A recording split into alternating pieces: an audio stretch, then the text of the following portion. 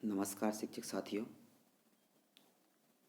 आज पुनः हम सीडीपी का 5वां प्रैक्टिस सेट लेकर आपके समक्ष हैं और उम्मीद है कि इससे पहले की वीडियो आपने देखा होगा। और इससे पहले की वीडियो अगर जिस भी शिक्षक साथी ने नहीं देखा है वह ज़रूर देखें, क्योंकि वह भी आपके लिए बहुत लाभदायक है। ये वर्ग 3 ही नहीं, जितने भी टेट एग्ज़ाम जो होते हैं उन सारे एग्ज़ामों में ये आपके लिए बहुत लाभदायक होने वाला है। चलिए ज़्यादा हम समय को बर्बाद ना करें और सीधे प्रश्नों की तरफ बढ़ते हैं कि एक आदमी, यहाँ पर एक आम आदमी की बात की गई है। चलिए इस प्रश्न का उत्तर तो आपके समक्ष रखा हुआ है, लेकिन इससे बाद के जो प्रश्न आएंगे उसके उत्तर आपको शो नहीं होंगे। एक आम आदमी की पुनर्बलन और दंड की समझ उससे पृथक है जो डैश से प्रयुक्त होती है। अब किस चीज़ से पृथक है, जो कौन सी चीज़ से वो प्रयुक्त होती है, उस चीज़ को हमको बताना है। तो इसका जो राइट आंसर है वह पहला ही है आपका सही, कि क्रिया प्रसूत अनुबंधन। ठीक है, इसका सही आंसर है। चलिए दूसरा नंबर का प्रश्न को पढ़िए जल्दी से, कि बच्चे को निम्न आयु वर्ग में पहुंचने पर अलगाव उत्सुकता काफ़ी कम हो जाती है। किस एज में वो पहुंचता है और उसका जो अलगाव है, उत्सुकतापन जो है वो बहुत कम हो जाती है। तो आपको बता दूं कि जो बच्चा जब 3 से 5 वर्ष के बीच का होता है तब ये सारी चीज़ें उनके अंदर होने लगती है। ठीक है, चलिए अगले प्रश्न की तरफ बढ़ते हैं। तीसरा नंबर का प्रश्न है, तीसरा प्रश्न है कि बुद्धि लब्धि मतलब आईक्यू में क्या मापा जाता है। आईक्यू में क्या मापा जाता है, हम सब जानते हैं कि आईक्यू से तो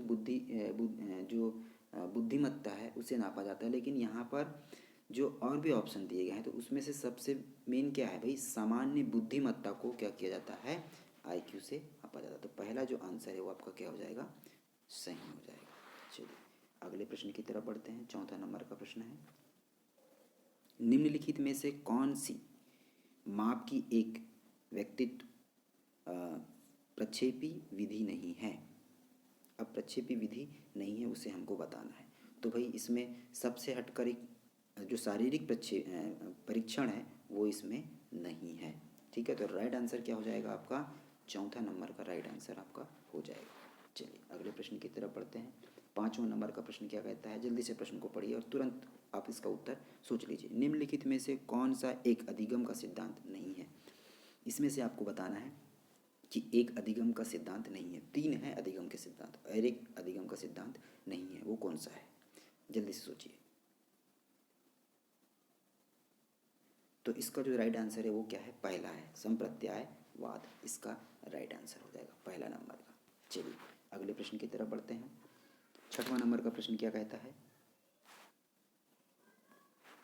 चलिए 6वां नंबर का प्रश्न आपके समक्ष है, जल्दी से इसका आंसर सोच लीजिएगा।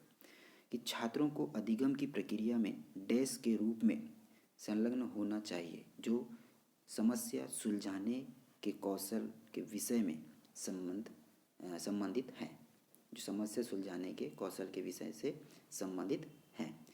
तो इसमें किस चीज़ में संलग्न होना चाहिए वो हमें बताना है, सोचिए। तो इसका जो राइट आंसर है वो क्या है, प्रासंगिक अनुभव, प्रासंगिक अनुभव के रूप में संलग्न होना चाहिए जो समस्या सुलझाने के कौशल के लिए क्या होगा, उससे संबंधित होगा। तो इसका जो राइट आंसर हो जाएगा क्या हो जाएगा, दूसरा नंबर का हो जाएगा। चलिए 6वां नंबर के बाद 7वें प्रश्न की तरफ बढ़ते हैं। 7वां प्रश्न क्या कहता है, उस सिद्धांतकार का चयन करें जिसका जो सिद्धांत शिक्षण संगठन और योजना अधिगम प्रणाली के संबंध में बताया गया है। उस सिद्धांतकार का चयन करें जिसका सिद्धांत शिक्षण संगठन और योजना अधिगम प्रणाली के संबंध में बताया जाता है या बताता है, बताइए। तो वो जो हमारे सिद्धांतकार हैं वह कौन है, BF स्किनर जी। ठीक है, ये इसका राइट आंसर है। चलिए 8वें प्रश्न की तरफ बढ़ते हैं कि सृजनशील विशेषताएं हैं, सृजनशील विशेषता है, क्या है भाई सृजनशील विशेषता। तो सृजनशील जो विशेषता है वह क्या है हमारा, इसका जो राइट आंसर होगा वह आपका क्या हो जाएगा, दूसरा, भिन्न सोच। ठीक है, भिन्न सोच क्या हो जाएगा, सृजनशील विशेषता है। चलिए 9वें नंबर का प्रश्न को पढ़िए, क्या कहता है 9वां नंबर का प्रश्न कि डैश, जो खाली जगह दी गई है, डैश कक्षा में विकलांग बच्चों को शामिल करना अब एक विश्वव्यापी प्रचलन है। कौन सी विश्वव्यापी प्रचलन है बताना।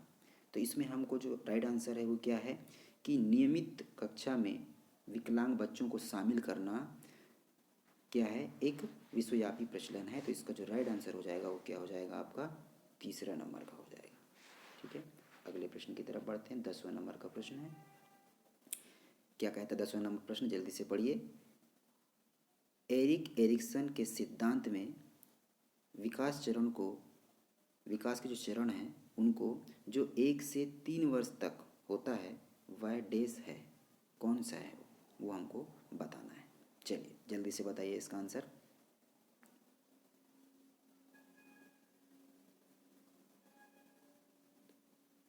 स्वायत्त, जो जो पहला जो आंसर है इसमें जो है वो उसका राइट, दूसरा जो ऑप्शन है ये इसका क्या हो जाएगा, सही हो जाएगा। स्वायत्तता बनाम शर्म, ठीक है, ये इसका राइट आंसर हो जाएगा। चलिए 10वें के बाद 11वें नंबर प्रश्न की तरफ बढ़ते हैं। 11वां नंबर का प्रश्न क्या कहता है, थोड़ा इसको हम बड़ा कर देते हैं ताकि आपको प्रश्न पढ़ने में ठीक रहेगा। चलिए, मनोलैंगिक विकास सिद्धांत के अनुसार मूल प्रवृत्तियां डैश में पाई जाती है। कौन सी जो प्रवृत्तियां हैं वो पाई जाती हैं वो हमको बताना है। तो ये जो है अचेतन, ठीक है, इसका जो राइट आंसर हो जाएगा वो क्या हो जाएगा, 11वीं का पहला, इसका राइट आंसर हो जाएगा।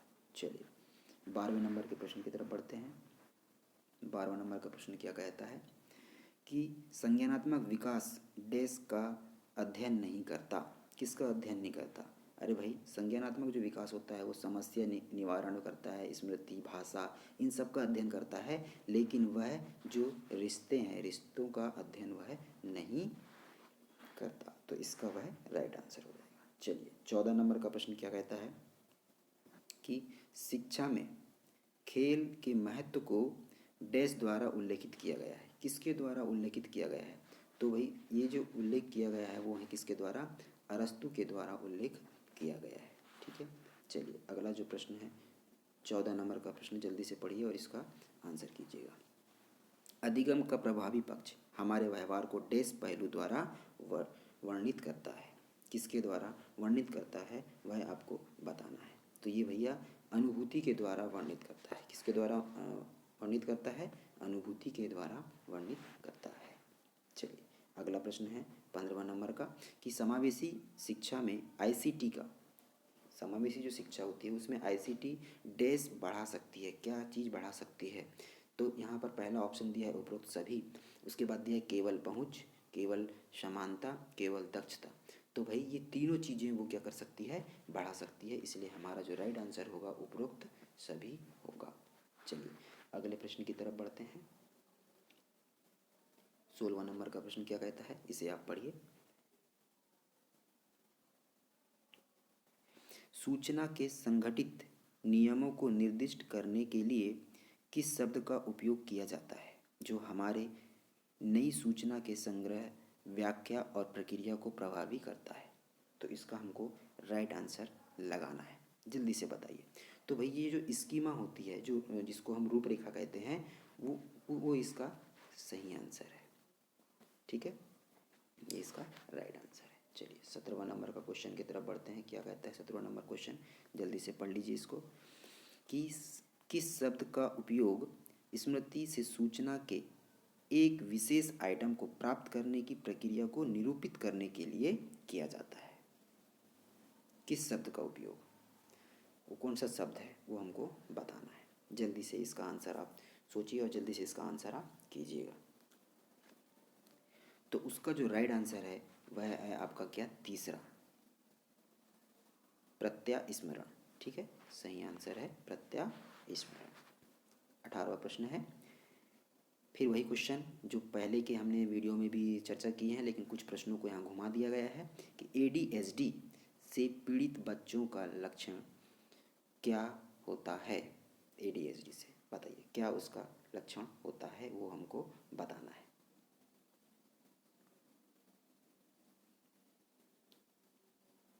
तो इसका जो राइट आंसर है वो चौथा है, क्या है, अनवधान। ठीक है, इसका सही उत्तर है चौथा नंबर का ऑप्शन। चलिए 19वें प्रश्न की तरफ बढ़ते हैं। क्या कह रहा है 19वां प्रश्न, जल्दी से इसको पढ़िए। आउटगोइंग से किस तरह का व्यक्तित्व गुण सर्वाधिक रूप से सामान्यतः जुड़ जाता है? आउटगोइंग का उसको हमको बताना है, सर्वाधिक रूप से सामान्य रूप से जुड़ जाता है, उसे हमें बताना है, वह कौन सा गुण है। 4 ऑप्शन आपके समक्ष है, इसमें से एक आंसर आप सोच लीजिए। तो इसका जो है वो पहला ही आंसर सही है, बहिर्मुखता। इसका राइट है आंसर क्या हो जाएगा इसका, बहिर्मुखता। चलिए 20वें प्रश्न की तरफ बढ़ते हैं। 20वां प्रश्न क्या कहता है, इसको आप पढ़िए जल्दी से। रेमंड केटेल का मतलब जो 16PF क्या है, इसको हमको बताना है। तो ये पर्सनल फैक्टर्स होते हैं, क्या होते हैं, पर्सनल फैक्टर्स होते हैं। तो 16 पर्सनल फैक्टर्स, तो इसको हम हिंदी में कह सकते हैं कि 16 व्यक्तिवादी कारक। ठीक है, तो इसका राइट आंसर क्या हो जाएगा, तीसरा इसका राइट आंसर हो जाएगा। चलिए अगले प्रश्न की तरफ बढ़ते हैं। 21वां नंबर का प्रश्न क्या कहता है कि बच्चों में महत्वपूर्ण सोच विकसित करने के लिए शिक्षक को छात्रों को अत्यधिक डैश देना चाहिए। भाई उनमें एक महत्वपूर्ण सोच को विकसित करना है तो क्या देना चाहिए, उसके अंदर क्या चीज़ होनी चाहिए, वो हमको बताना है। देखो जब बच्चों में हम अधिक से अधिक मतलब उनको विकसित करना चाहे, उनके अंदर विकास करना चाहे, उन्हें कुछ सिखाना चाहते हैं, तो भाई हमें उन्हें असाइनमेंट देना चाहिए। ठीक है, जिसे हम दत्त कार्य भी कहते हैं। तो असाइनमेंट इसका क्या हो जाएगा, राइट आंसर हो जाएगा, यानी दूसरा जो है उसका राइट आंसर है। ठीक है, चलिए 22वां नंबर का प्रश्न है आपके समक्ष। 22वें प्रश्न को आप पढ़िए और इसका आंसर सोचिए। क्या कहता है 22वां प्रश्न,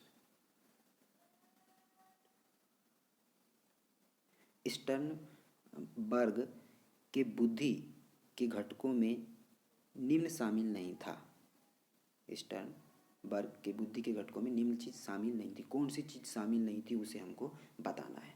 तो दूसरा इसका राइट आंसर हो जाएगा, क्या है इसका जो दूसरा है वो करेक्ट आंसर हो जाएगा, द्रव्य आसूचना केंद्र। ठीक है, इसका राइट आंसर है। चलिए अगले प्रश्न की तरफ बढ़ते हैं। अगला प्रश्न 23वां नंबर का प्रश्न है। क्या कहता है प्रश्न कि भाई एक शिक्षक कक्षा में आंतरिक प्रेरणा का अभ्यास कैसे करा सकता है? हमें प्रेरणा देना है तो किस रूप में वो करवाएगा। ये 4 ऑप्शन आपके समक्ष है कि क्या करवाएगा। वो कई नियम कुछ नियम बनाएगा, निर्देश बनाएगा, क्या अभ्यास करवाएगा, क्या उनके लक्ष्य को निर्धारित करेगा, क्या उनके कुछ कार्यों को चयन करेगा, क्या चीज़ करेगा वो, इनमें 4 में से हमको आपको बताना है। तो इसका जो सही आंसर होगा वो चौथा नंबर का ऑप्शन है, क्या है कि छात्रों को पसंदीदा विकल्प बनाने और उन्हें उनकी पसंद के परिणामों के लिए क्या करना है, जवाबदेह रखने की अनुमति देकर। ये इसका सही आंसर हो जाएगा। कौन सा करेक्ट आंसर है आपका, क्या, चौथा नंबर का। चलिए अगले प्रश्न की तरफ बढ़ते हैं। 23वां प्रश्न के बाद 24वां प्रश्न, किस मानसिक गतिविधि के माध्यम से उपलब्ध जानकारी को निष्कर्ष में स्थानांतरित किया जा सकता है? कौन सी गतिविधि के माध्यम से हम कर सकते हैं? तो भैया ये जो गतिविधि होगी वो क्या होगी, आपकी तर्क होगी। राइट आंसर क्या हो जाएगा आपका, तीसरा ऑप्शन इसका सही है, तर्क। ठीक है, चलिए 25वां नंबर प्रश्न की तरफ बढ़ते हैं। 25वां प्रश्न क्या कहता है, स्मृति का कौन सा भाग आपके द्वारा शादी के दिन पहने गए कपड़े की स्मृति को संग्रहित करता है? स्मृति का कौन सा भाग आपके द्वारा शादी के दिन पहने गए कपड़े की स्मृति को संग्रहित करता है, कौन सा है? जल्दी से ऑप्शन सोचिए क्या होगा। आत्मकथात्मक होगा, स्मृति होगी, क्या होगा? तो इसका जो राइट आंसर है पहला ही इसका राइट आंसर है, क्या है, आत्मकथात्मक स्मृति ही इसका सही आंसर है। चलिए अगले प्रश्न की तरफ बढ़ते हैं। 26वां प्रश्न, निम्नलिखित में से क्या सबसे अधिक अधिगम में बाधा डालता है? अधिगम में जो बाधा डालेगा वो सबसे अधिक जो है वो क्या डालेगा। ऐसा नहीं है कि सूर अधिगम में बाधा नहीं डालेगा, सूर भी अधिगम में बाधा डालेगा। प्रतियोगिता की बात कर रहे हैं, हो सकता है कि वो अधिगम में बाधा डाले, परंतु प्रतियोगिता से बच्चों को अधिगम मिलता है ना। थकान से भी अधिगम बच्चों को नहीं मिलता है ना, उससे भी होता है। लेकिन इसमें से हमको एक जो सबसे ज़्यादा तो अधिगम में जो बाधा डालता है उसे हमें चुनना है। तो वो क्या है, तो सबसे जो अधिक जो बाधा डालेगा वो है आपका क्या, उदासी। क्या है, उदासी सबसे अधिक बाधा अधिगम में डालता है। ठीक है। 27वां नंबर का प्रश्न, निम्नलिखित में से कौन सी एक गौण यौन विशेषता है जो यौवन के दौरान महिलाओं के में विकसित होती है। कौन सी एक ऐसी विशेषता है, उसको हमको बताना है कि भाई जो महिलाओं में जो यौन के दौरान मतलब महिलाओं में विकसित होती है वो कौन सी है। चलिए, इसका एकदम सरल आंसर है, बहुत बार क्वेश्चन पूछा भी गया है। तो इसका जो राइट आंसर है वो है आपका तीसरा नंबर कि शरीर के बालों का बढ़ना, ये इसका राइट आंसर है। ठीक है। चलिए, अगला क्वेश्चन है 28वें नंबर का। क्या कहता है क्वेश्चन, पढ़िए।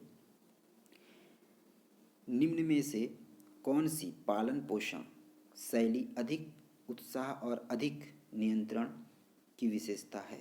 कौन सी, ये पालन पोषण के ऊपर बहुत से क्वेश्चन पहले भी पूछे गए हैं, पहले भी हमने इनको चर्चा में लाए हैं। तो पालन पोषण से एक क्वेश्चन इसमें से आप देख लीजिएगा आता है कि कैसे इसका उत्साह और अधिक नियंत्रण की विशेषता बताई गई है। तो कौन सा है वो बताइए, चार में से एक इसका कौन सा एक विशेषता है वो आपको बताना है।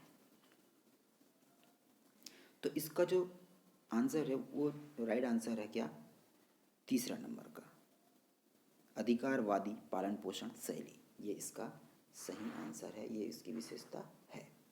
ठीक है।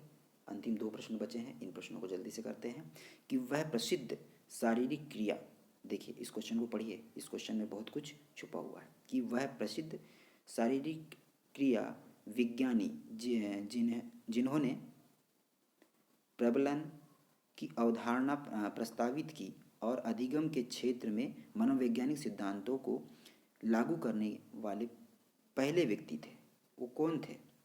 वह प्रसिद्ध शारीरिक क्रिया विज्ञानी जिन्होंने प्रबलन की अवधारणा को जो प्रस्तावित किया था, ठीक है, वो जो मनोवैज्ञानिक हैं वो पहले कौन है, उनका हमको नाम बताना है। आपको तो शुरुआत में ही आपने पहला ऑप्शन पढ़ा होगा, वैसे ही आपको इसका आंसर समझ में आ गया होगा। तो राइट आंसर हमारे थार्नडाइक जी ही हैं। इसका करेक्ट आंसर जो हो जाएगा वो क्या हो जाएगा, आपका पहला ही होगा।